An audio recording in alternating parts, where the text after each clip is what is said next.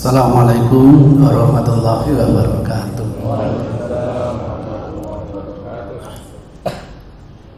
Alhamdulillah, nahmaduhu wa nasta'inuhu wa nastaghfiruh wa na'udzu billahi min shururi anfusina wa min sayyiati a'malina. May yahdihillahu fala mudilla lahu wa may yudlil fala hadiya lahu. Wa nusalli wa nusallim ala rasulil karim wa ala alihi wa sahabatihi wa man ihtada bihadihi ila yaumiddin, amma ba'du. Hadis tentang tata cara sujud, kira-kira mendahulukan lutut atau tangan.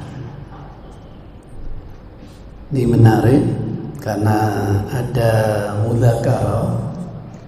Mudzakarah itu majelis ulama yang biasa mengkaji kembali hal-hal yang dianggap jelimet, hal-hal yang dianggap sangat rumit. Ada di organisasi masyarakat itu menamakan majelis tarjih. Biasa ada kaul qadim, ada kaul jadid. Berarti kaul jadid itu mereview dari kaul yang sebelumnya. Itu hal yang lumrah, hal yang wajar. Nah, dari hasil nadwa mudzakarah ini dipaparkan bagus sekali. Ingin kita ini dalam masalah yang khilafiyah secara jujur, terbuka. Dalam kasus ini ada berapa pendapat? Kalau ada 5 pendapat, masing-masing pendapat itu argumentasinya apa? Nanti dikaji satu demi satu, siapa tahu tanpa ada fanatisme a priori, gampang kita mendapatkan qaul yang lebih dekat dengan tuntunan Rasul. Biasa gitu. Nah, sayangnya mengkaji hasil mudzakarah yang dikeluarkan di Saudi itu kok masih parsial ya. Jadi image-nya misalnya musik itu haram. Maka yang dikaji itu hanya dalil-dalil yang mengharamkan tentang musik. Sementara dalil-dalil yang menghalalkan jelas enggak dibahas. Ini kurang elok. Wanita tidak boleh bepergian tanpa mahram. Lah kok yang dibahas hanya dalil-dalil larangan wanita bepergian tanpa mahram. Sementara hadis tentang wanita bepergian tanpa mahram yang membolehkan kok tidak dibahas. Wanita tidak boleh ziarah kubur. Itu dalil-dalil yang melarang yang dipaparkan. Tapi dalil-dalil yang membolehkan nyaris tidak dibahas. Ini kurang elok begitu. Tolonglah dipaparkan dulu, didiskusikan, boleh menyimpulkan setelah itu, dan mestinya kesimpulannya diakhiri dengan wallahu a'lam gitu. Nah, hasil mudzakarah yang ini menarik karena satu dijelaskan pendapat orang cara sujud itu dulukan lutut atau tangan. Oh, dalam masalah ini ada 2 pendapat. Pendapat yang pertama mendahulukan tangan daripada apa? Lutut. Pendapat yang kedua kebalikannya, mendahulukan lutut daripada tangan. Saya tidak tahu sampean di pendapat yang pertama atau pendapat yang kedua. Tolong jangan diinterupsi. Yang benar mana Ustaz? Pasti saya jawab wallahu a'lam. Karena ini wilayah fikih, wilayah qiraah. Itu ceritanya. Nah, ketemu. Jadi pendapat yang pertama atas dasar apa? Ini pendapat pertama, mendahulukan tangan sebelum lutut. Berdasarkan satu sabdanya Rasulullah. Idza sajada ahadukum, kalau sujud salah seorang di antara kalian, fala yabruku, maka jangan berderung, jangan dobrok, karena yabrukul ba'ir, sebagaimana berderungnya seekor unta. Koma wal yadhu, maka supaya meletakkan yadai, kedua tangannya, qabla rukbatayhi, sebelum dia meletakkan kedua lututnya. Nah, dari hadis ini mendahulukan tangan atau lutut? Tangan. Rawahu Abu Dawud. Hadis ini dikeluarkan Abu Dawud. Oh, kalau gitu yang mendahulukan tangan punya dalil. Tapi nanti diteliti sahih atau tidak. Nah, yang kedua, hadis yang diriwayatkan oleh Ibnu Umar.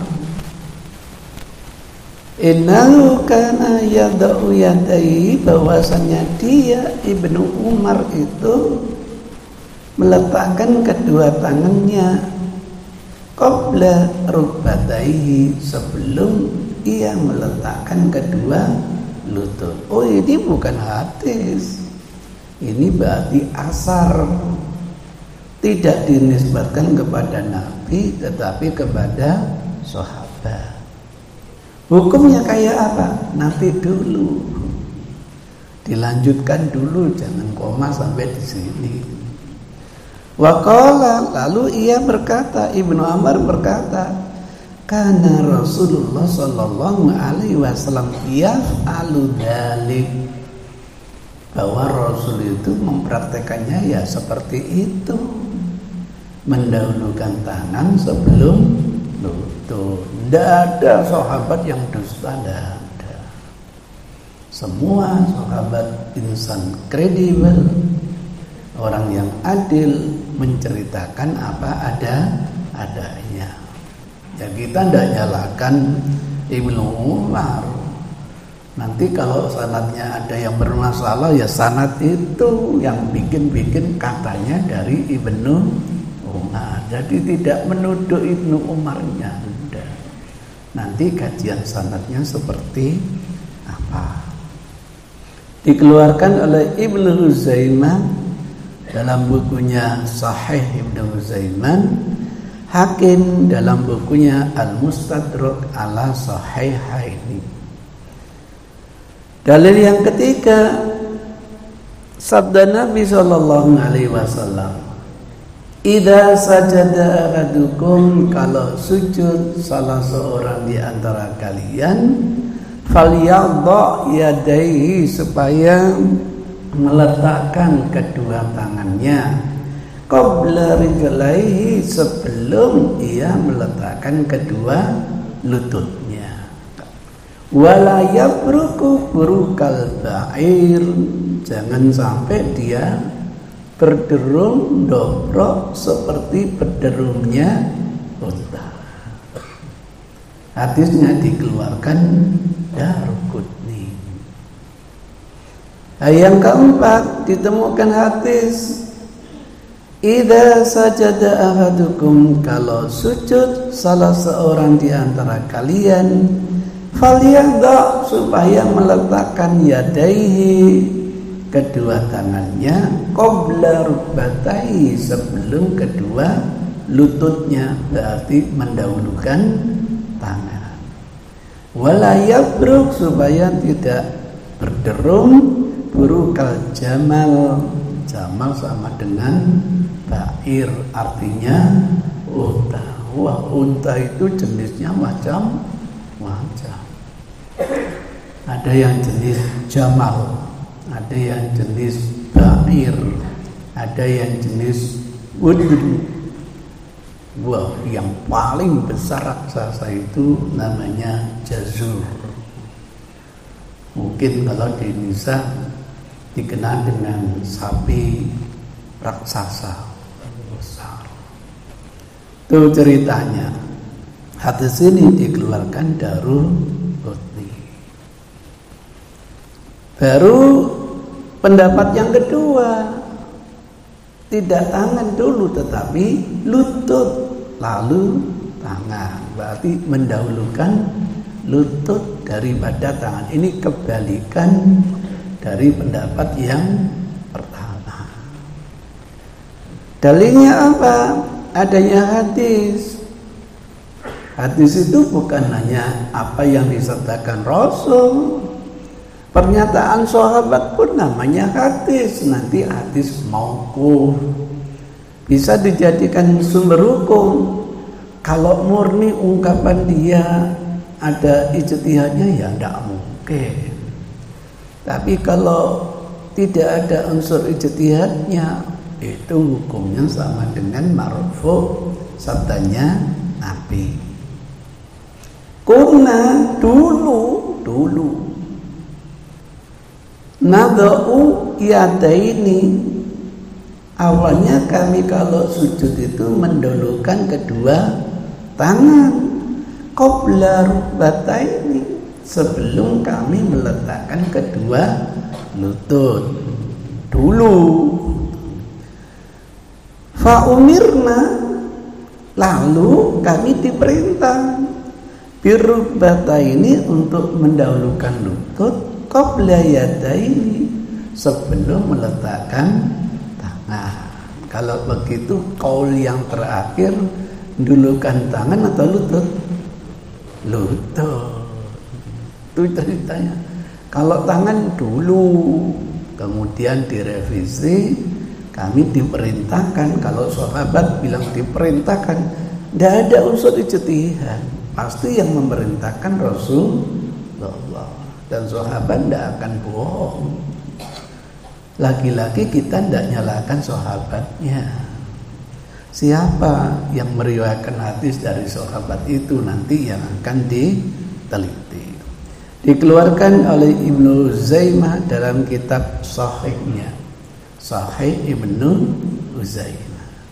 Jadi di Sahih Ibnu Uzaimah itu ada dalil yang mendahulukan tangan, ada dalil yang mendahulukan apa? Lutut. Sama-sama di kitab Sahih Ibnu Uzaimah. Yang kedua, hadis yang diriwayatkan oleh Wa'il bin Hujr. Ra'aitun nabiyya, ini namanya hadis fi'li, aku menyaksikan Nabi.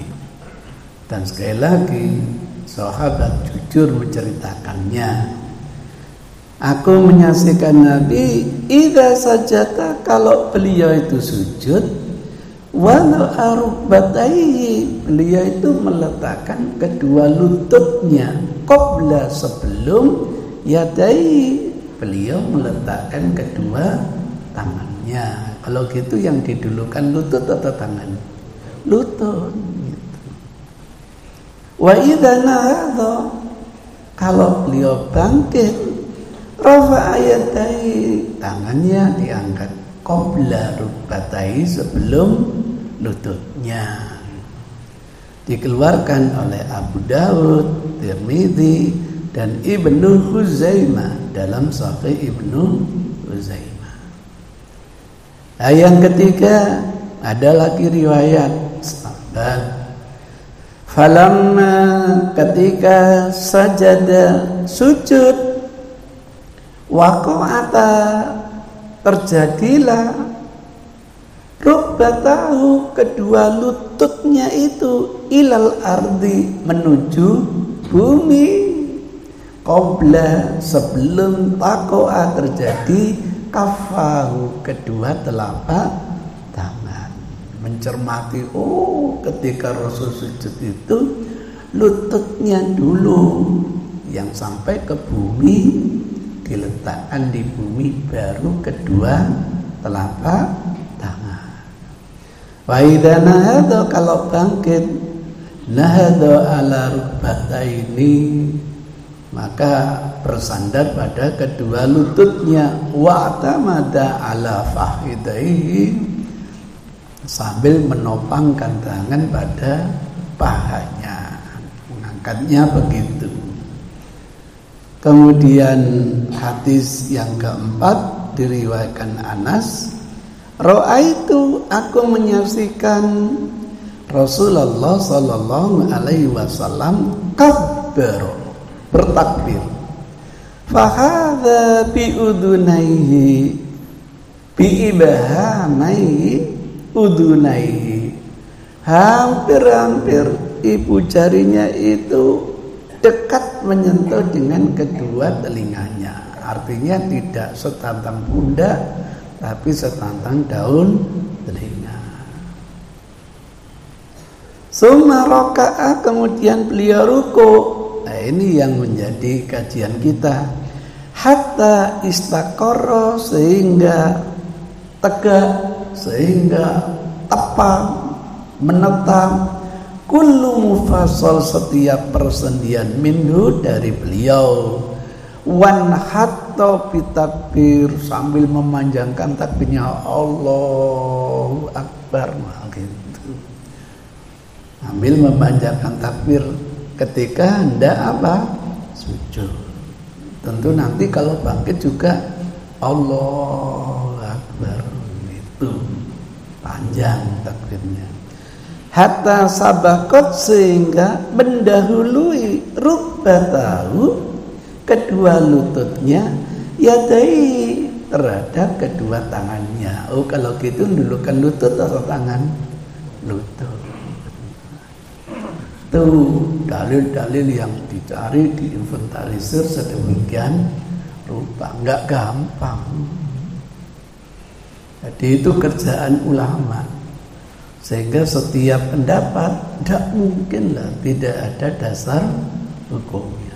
Pasti ada dasar hukumnya. Jadi yang mendahulukan tangan punya dasar hukum, yang mendahulukan lutut punya dasar hukum. Itu paparan tahap awal. Baru setelah itu dijelaskan dalil-dalilnya itu statusnya seperti apa. Ini bagus, ini tidak asal berdalil, tapi dalilnya dianalisa. Siapa tahu nanti bisa dicarikan yang roji, yang lebih kuat. Maunya sih digabung biar seluruh hadis itu bisa diamalkan. Tapi ini permasalahannya kontradiksi, susah untuk digabung. Karena wujudnya larangan gitu.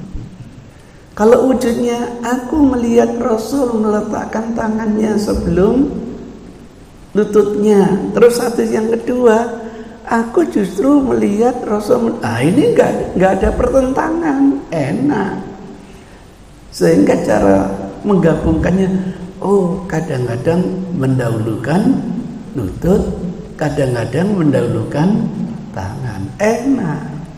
Tapi ini masalahnya kontradiksi yang sulit dicari titik temu karena adanya larangan.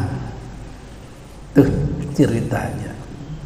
Nah, hasil mudzakarah itu hadis pertama dikeluarkan oleh Abu Daud nomor sekian. Bisa dicek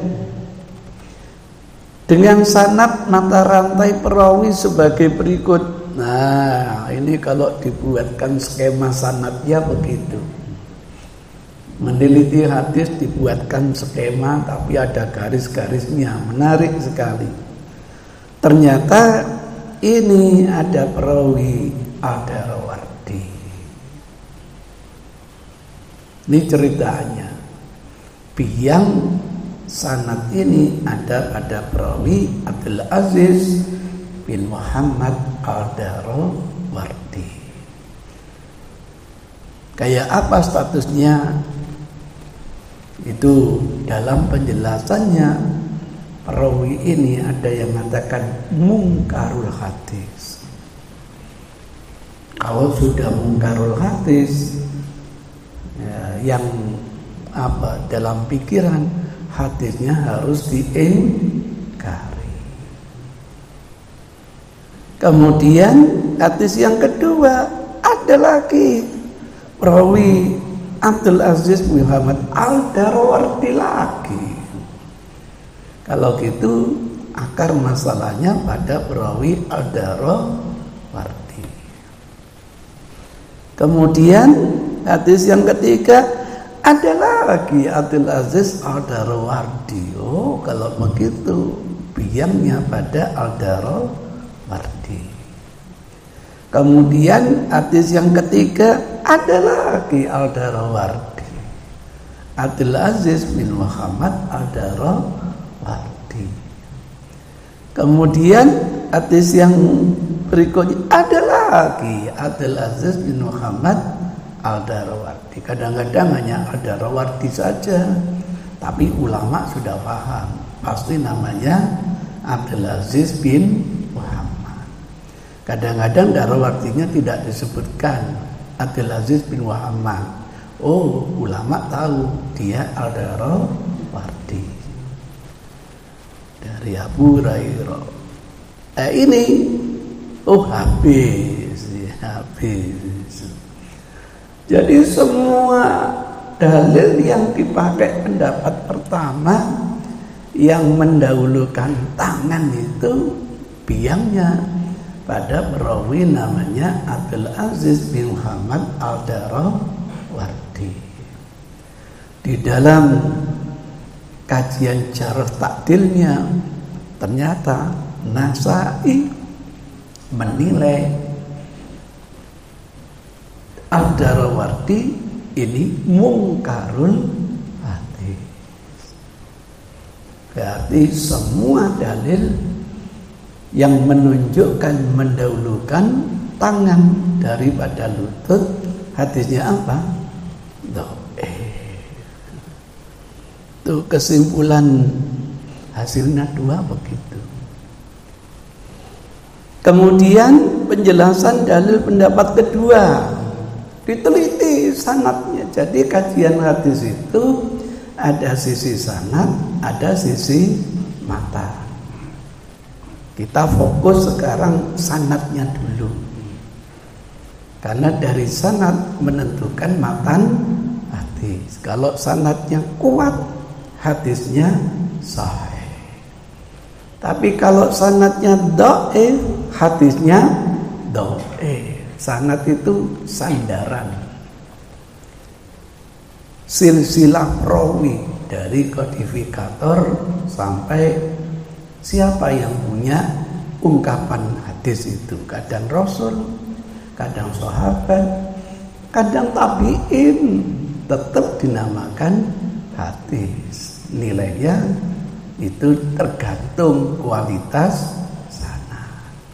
Kalau dinisbahkan kepada Nabi, hadis marfu. Kalau dinisbahkan kepada sahabat, hadis mauquf. Kalau dinisbahkan kepada tabi'in, namanya hadis maqtu. Punya istilah sendiri. Itu ceritanya. Sekarang penjelasan sisi sanad dulu terhadap dalil pendapat kedua yang mendahulukan apa? Lutut daripada tangan. Oh, ternyata di dalam sanadnya ada perawi namanya Ibrahim bin Ismail Yahya. Penilaian ulama bukan hanya dhaif jiddan. Waduh. parah ini, berarti hadis ini dhaif. Kemudian hadis yang kedua, ada perawi Surek, ini orang pikun, pikun sejak kecil lagi gitu. Jadi dia ini pikun sejak kecil. Kalau pikunnya menjelang wafat, biasa ulama gitu. Maka ketika dikatakan pikun, jangan ditolak dulu. Kira-kira meriwayatkan hadisnya itu di masa mudanya atau tuanya, begitu dipilah. Tidak pikun mesti dhaif. Dari mana tahu? Gampang, siapa muridnya. Nanti dari tahun bapaknya ketahui, oh muridnya ini periode akhir dakwahnya, ini yang berbahaya. Oh murid ini awal dakwahnya, berarti masih belum pikun. Kalau periwayatannya sebelum pikun diterima, sesudah pikun baru jelinya seperti itu ulama. Nah, yang kedua, laki-laki Surek lagi ya. Jangan-jangan meriwayatnya kembali. Namanya pikun. Yang ketiga, Surek lagi. Nah, kemudian yang keempat ada lagi Abdul Jabbar malah pemalsu gitu. Waduh, dhaifnya sudah kredibilitas, bukan lagi dhaif dan maudhu, bahkan hadisnya palsu. Yang cerita dulu kami mendahulukan tangan, kemudian kami baru diperintah mendahulukan lutut. Oh ternyata hadisnya bukan dhaif lagi tetapi palsu. Habis. Oh ini Al-Ala bin Ismail. Oh dhaif juga. Masya Allah. Loh, habis. Kalau gitu kesimpulannya semua hadis yang mendahulukan lutut ternyata dhaif juga. Itu kesimpulannya. Oleh karena semua hadis yang dalam cara sujud, baik mendahulukan yang pertama maupun yang kedua, itu lemah berat. Lemah berat itu dhaif jiddan. Ini hasil mudzakarah, nggak main-main. Maka untuk sementara ini dalam mudzakarah tawakuf, tidak bisa menghukumi. Artinya karena tawakuf tidak boleh sujud. Karena untuk sujud butuh tuntunan yang benar. Kalau tidak ada yang benar, berarti tidak boleh sujud. Kan gitu. Setuju? Ya tidak sholat. Tapi anehnya sudah mengatakan semuanya itu dhaif, memutuskan bahwa ketika turun sujud tidak boleh meletakkan tangan terlebih dahulu dan pada lutut atau sebaliknya. Artinya tidak ada cara khusus yang mesti dilakukan. Nah ini istinbat hukumnya menarik. Terus tak perlu dalil-dalilan, tidak ada tuntunan khusus, karena tidak perlu. Ente mendahulukan tangan silakan, ente mendahulukan lutut juga silakan. Ini yang saya komentari, ini kontraproduktif. Keduanya boleh dipilih itu kalau keduanya sahih gitu. Meletakkan, mengangkat tangan setantang pundak sahih. Kemudian daun telinga sahih. Karena sama-sama sahih, boleh pilih. Mau setantang pundak, di rata-rata Indonesia begitu. Mau sejajar dengan tahun mungkin ini tambah banyak di Indonesia. lebih banyak yang sampai telinga daripada yang udah. Padahal kalau mau jujur, kebanyakan riwayat itu udah, tapi pernah Rasul sampai ke telinga. Kenapa begitu? Nah, karena kita lebih cenderung mazhabnya Syafi'i. Nah, di Musnad Syafi'i ternyata sampai telinga. Tapi di Sahih Bukhari Muslim setantang pun ya tidak apa-apa, sama-sama sahih. Persis ketika sujud, posisi kedua telapak tangan bisa setantang pundak, bisa setantang daun. Maka bagaimanapun lengan pasti terangkat, karena tidak boleh melemparkan ke bumi, itu kayaan itu. Kalau nggak salah masih ada gambar asli yang begitu. Saya ingatkan, alhamdulillah sudah berubah. Itu ceritanya. Otomatis kalau sampai nanti meletakkan sejajar dengan pundak, pasti lengan akan terang. Gara-gara ada hadis, kalau ada binatang kecil melintasi lamarrat, binatang itu pasti bisa melalui. Maka ada di antara kita yang muasuh tonggo lewat tonggo, padahal tidak mungkin lah untuk binatang lewat.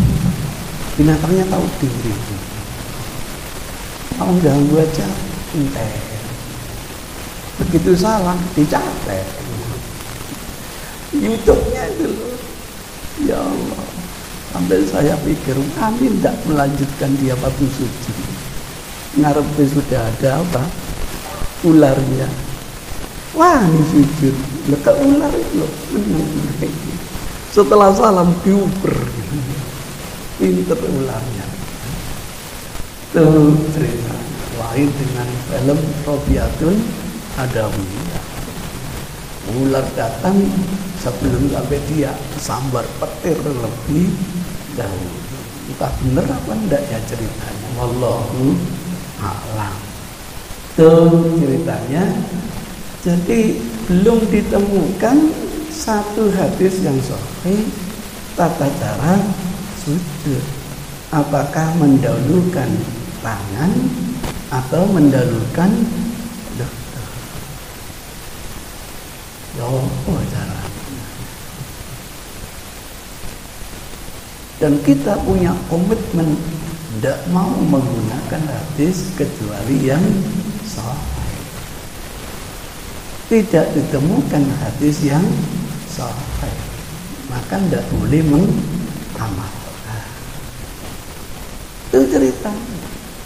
Kalau gitu kita tidak bisa sujud. Marah. Kan tidak ada dalil yang sahih. Semua dalilnya dah. Kalau Ustaz bisa mendahulukan kepala, monggo.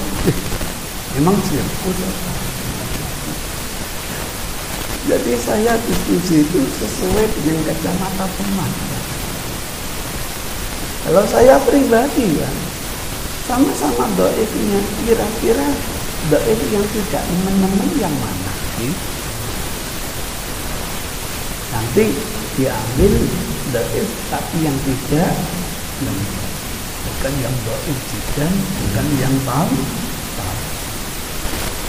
Sehingga ulama hadis dulu punya komitmen.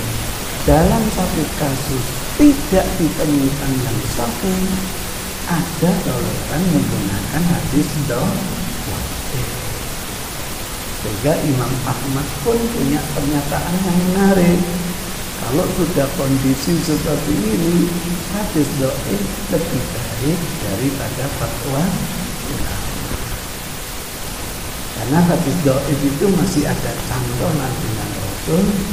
Nah kalau fatwa itu murni hasil pemikiran orang, itu tidak Nabi. Nanti akan kita temukan nanti dalam kasus-kasus lari yang sahih nggak ketemu, hanya menemukan yang dhaif. Maka kalau kacamatanya masih bisa dipakai dalam kondisi tidak ditemukan yang sahih, enak, berarti punya dasar. Tapi yang kacamatanya menolak secara mutlak hadis dhaif, dia tidak punya tuntunan. Kalau nggak punya tuntunan, ya tidak boleh beramal. Ada komen enak ya. Ada pertanyaan?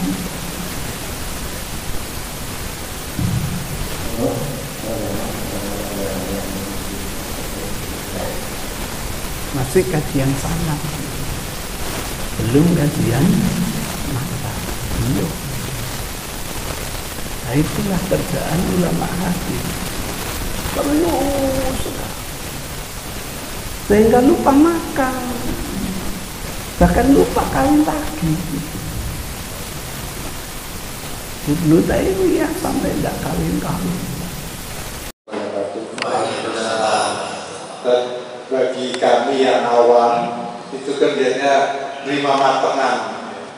Nah, ketika kami yang awam terima matengan saja, entah itu hadisnya seperti apa dan lain sebagainya, bagaimana hukumnya bagi yang awam-awam ini yang memang kalau mau belajar juga sangat terbatas gitu ya, baik pengetahuannya dan lain sebagainya. Itu bagaimana nasib kami yang awam-awam ini yang cuma bisa menerima patangannya saja? Kira-kira seperti apa Ustaz?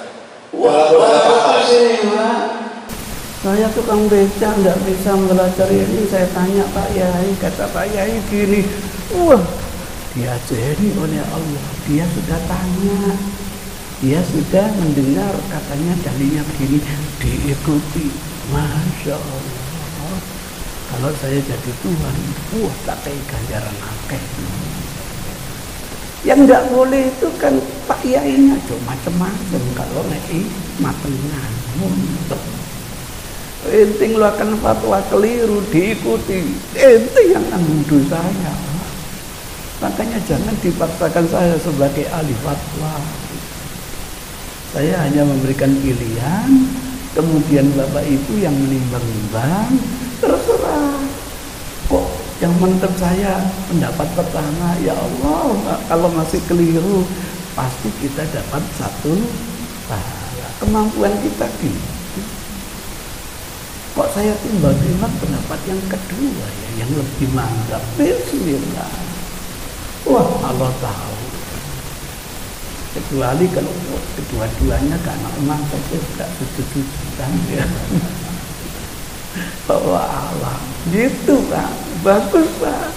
Yang tidak boleh kan taklid, tak belok ibu tak ikuti tanpa tahu, tanpa tanya.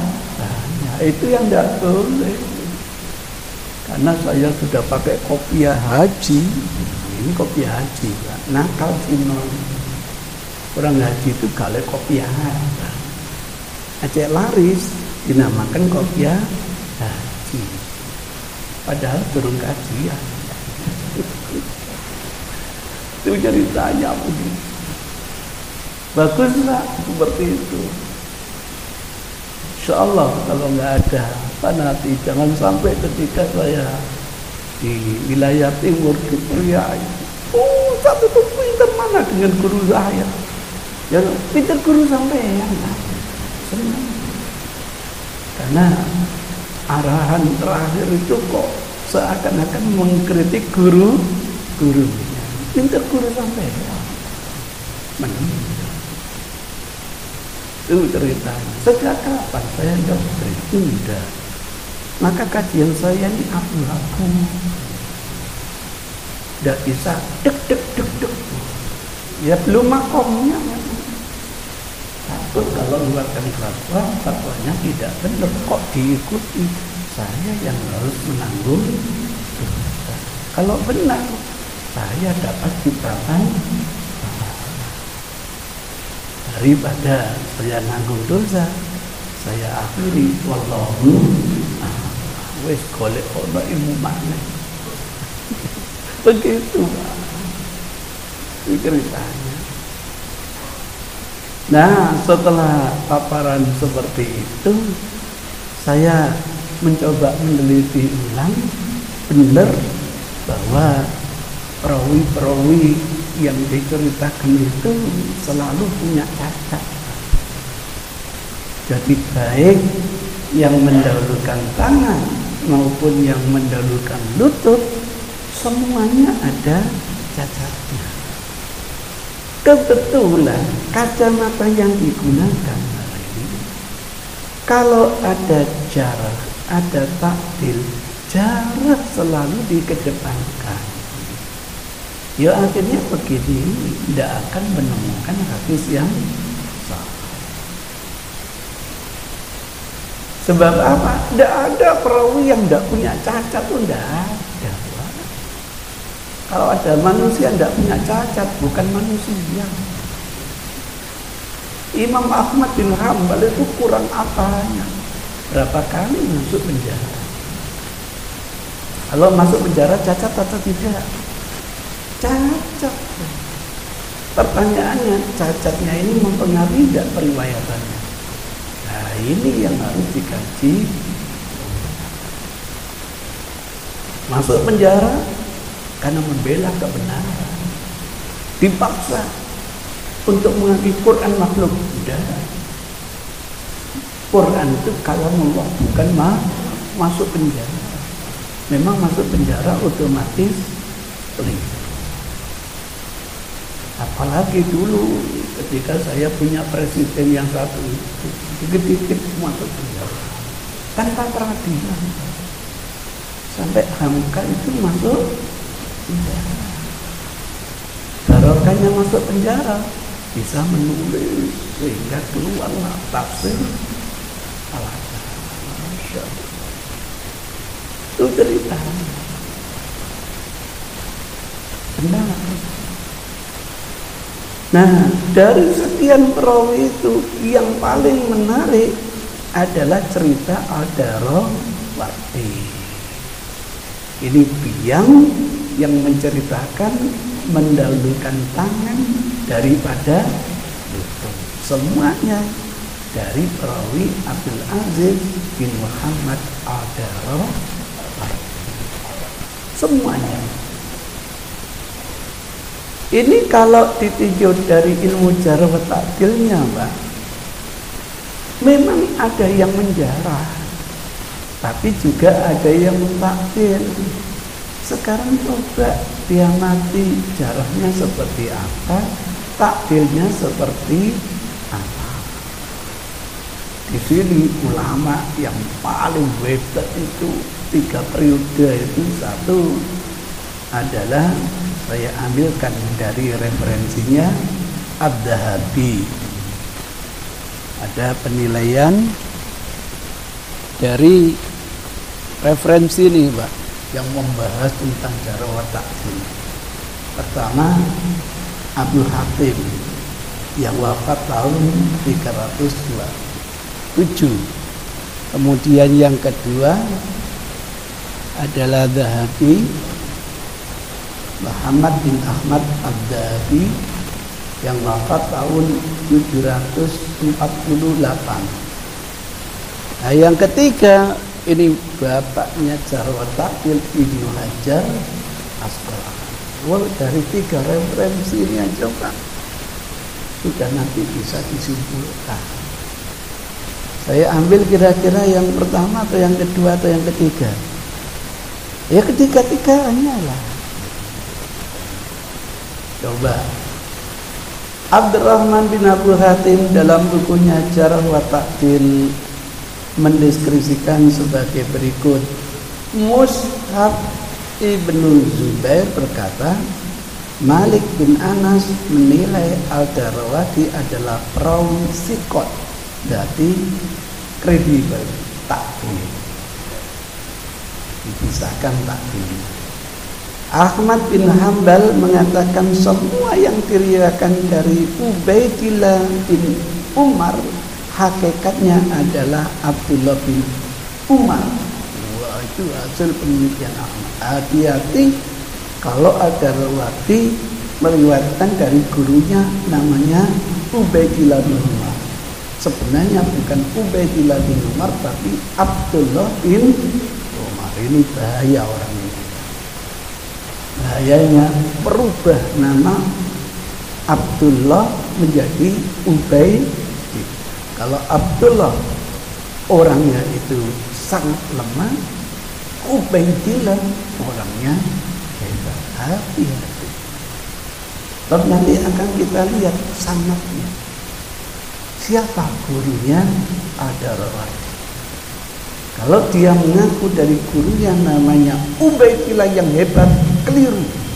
Bukan Ubaidillah tetapi ini rinci, Pak. Jadi tidak digeneralisasi. Abu Talib Ahmad bin Hanbal ditanya perihal Abdul Aziz Al-Darawati. Jawabannya, ia terkenal dengan at-ta'dil. Dia itu at-talab. Hati-hati. Bila mana meriwayatkan dari bukunya sendiri, sahih. Berarti orang ini penyusun buku. Kalau meriwayatkan dari bukunya, jangan ragu. Tetapi apabila meriwayatkan dari kitab yang lain, wah biasa. Ini biangnya, apalagi dari hafalannya. Maka ada yang namanya ulama namanya Zainuddin. Kalau menceritakan dari bukunya hebat. Bareng lampunya mati, lenger kayak ngomong. Jadi sisi tulisannya bagus, sisi hafalannya bermasalah. Didatangkan dari Jogja, khutbah hari raya, moco, disaut, menang ngomong. Ada orang tipe seperti itu. Tetapi apabila meriwayatkan dari kita, dia sering meriwayatkan dari buku orang lain dan salah. Kecuali kalau dari bukunya sendiri.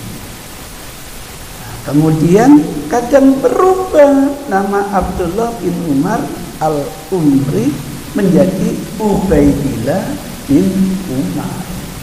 Kalau yang pertama orangnya bermasalah, Ubaidillah orangnya bisa ngelakui kita.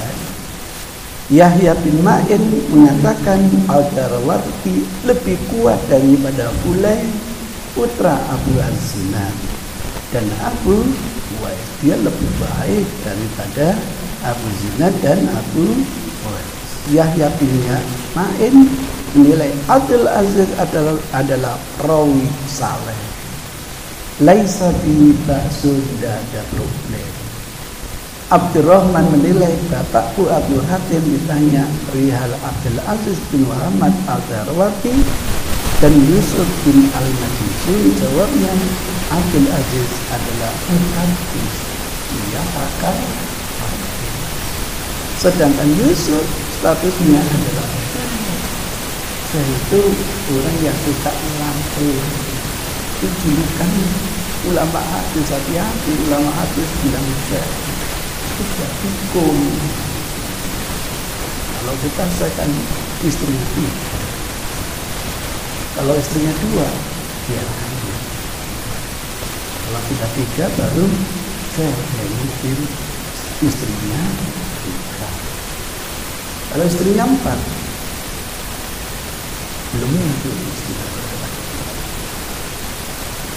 Abdullah menurut Abu Zura Abdul Aziz Al-Darawi lemah hafalan, kadang meriwayatkan hadis dari sisi hafalannya lalu salah. Ini referensi abad ke-4, ini referensi abad ke-8, selalu dilengkapi sampai nanti Ibnu Hajar ini masuk abad ke-9. Nah, tentu referensi yang lebih akhir itu lebih sempurna. Ahmad bin Ali bin Hajar al-Asqalani dalam bukunya Tahdzib mendeskripsikan sebagai berikut: Mus'ab Al-Jubairi menukil dari buku yang lama gitu. Imam Malik menilai Ad-Darwati adalah perawi terpercaya, thiqah, kredibel. Ahmad bin Hanbal ia terkenal dengan tolak sama dengan referensi sebelumnya, bila mana meriwayatkan dari bukunya sendiri sahih, tetapi apabila meriwayatkan dari kitab orang lain dia salah. Ia sering meriwayatkan dari buku orang lain dan salah. Kadang berubah nama Ubaidillah al-Umri menjadi Abdullah bin Umar. Ibnu Ma'in menilai Al-Darawati lebih kuat daripada Fulay, putra Abu Zinad dan Abu Uwais, seperti referensi sebelumnya. Katanya pula, laisa tidak ada masalah. Bagus. Katanya pula, sikoh hujah. Waduh, ini peringkat paling atas orang-orang takdir. Sikoh hujah, sikoh. Peringkat pertama, orang hebat. Abu Zur'a lemah hafalannya dan kadang meriwayatkan dari hafalannya ia salah. Ibnu Abi Hatim, bapak saya Abu Hatim, ditanya perihal Yusuf bin Al-Majishun dan Al-Darawati, jawabannya Abdul Aziz Al-Darawati seorang perawi yang berpredikat muhaddis, pakar laisa bikawi walaupun tidak uwaih, sedangkan Yusuf berpredikat syekh. Menurut Nasai, ini satu-satunya yang menjarah, laisa bikawi, tidak kuat. Katanya pula laisa bibaksun, tapi kadang nilai tidak apa-apa. Tapi yang paling menarik, dia tidak kuat. Dan periwayatan dari Ubaidillah ibnu Umar adalah munkar. Nah, ketahuan. Jadi Darawati itu berstatus munkar kalau meriwayatkan dari gurunya mengaku dari Ubaidillah. Nama aslinya Abdullah itu orang jelek, diganti dengan Ubaidillah orang baik, maka harus diingkar. Ketahuan itu kan. Ini namanya asbabul jahl. Nanti pertanyaannya, Abdul Aziz Al-Darawati itu meriwayatkan dari gurunya Abdullah atau Ubaidillah? Kalau enggak, dia orang dia ahli hadis. Bahkan dia punya buku banyak. Kalau meriwayatkan dari bukunya, kalau meriwayatkan dari apanya, bermasalah. Nanti kita lihat dia meriwayatkan dari bukunya atau dari hafalan. Jadi cacatnya itu pada dua hal. Satu, kalau gurunya namanya Ubaidillah, mengganti dari aslinya Abdul. Yang kedua, ketika meriwayatkan dari hafalannya bermasalah. Tapi kalau dari bukunya, itu kata kunci. Lihat sekarang sanadnya. Sanad hadisnya seperti apa? Nah, ini saya ambilkan salah satu dari sanad yang ada di Nasai. Ini Muhammad bin Abdul Aziz. Bukan ini, Muhammad bin Abdul Aziz. Oh iya, ini Muhammad bin Abdul Aziz. Loh, mana? Hadatsana Abdul Aziz bin Muhammad. Kok Muhammad bin Abdul Aziz? Abdul Aziz bin Muhammad Al-Darawati. Gurunya namanya Muhammad bin Abdullah. Kalau gitu cacat atau tidak? Enggak, dia tidak mengatakan dari gurunya Ubaidillah atau Abdullah. Yang bermasalah kalau meriwayatkan dari gurunya, entah itu Abdullah, entah itu Ubaidillah. Dibalak balik. Ini ternyata gurunya bukan Ubaidillah, bukan Abdullah. Kalau gitu bisa diterima atau tidak? Bisa. Yang kedua, periwayatannya bilang haddatsana, bukan an. Kalau haddatsana berarti Darawardi meriwayatkan dengan bukunya, muridnya juga menerima ilmu dari bukunya. Padahal cacatnya pada hafal. Oh, jelinya seperti itu, Pak. Enggak otomatis jarah muqaddam, enggak. Sehingga cacat-cacat yang melekat pada Darawardi dinamakan mungkar tidak terbukti. Dia dinamakan mungkarul hadis kalau gurunya Ubaidillah atau Abdillah. Tidak terbukti kata-kata Nasa'i dalam sanad hadis. Tuduhan bahwa dia dhaif karena hafalan tidak terbukti. Wong dia meriwayatkan kepada muridnya dengan bukunya, dan murid juga meriwayatkan dari gurunya berdasarkan buku. Dan proses pembelajaran begitu. Awalnya hafalan, maklumlah Islam masih di jazirah. Orang Arab lebih banyak hafalan daripada tulisan. Ketika orang Uzbekistan masuk, Misri masuk, Afghani masuk, Tibrizi masuk, Sijistan masuk, orang-orang asing ini lemah hafalan, berganti lewat tulisan. Maka karena Darawardi meriwayatkan hadis dengan tulisannya, tidak terbukti cacat hadis. Sebab kalau kita menolak semua hadisnya Darawardi, saya bikinlah ini yang keempat. Kalau kita secara general menggunakan kaidah al-jarhu muqaddam ala ta'dil, maka kita harus menolak sekian banyak 79 hadis di Sahih Bukhari dan Muslim. Karena pada sanadnya ada perawi Darawardi. Misalnya nomor hadis 135 ada perawi Darawardi. Padahal ulama ijma Sahih Bukhari Muslim sudah diterima. Dari mana dia?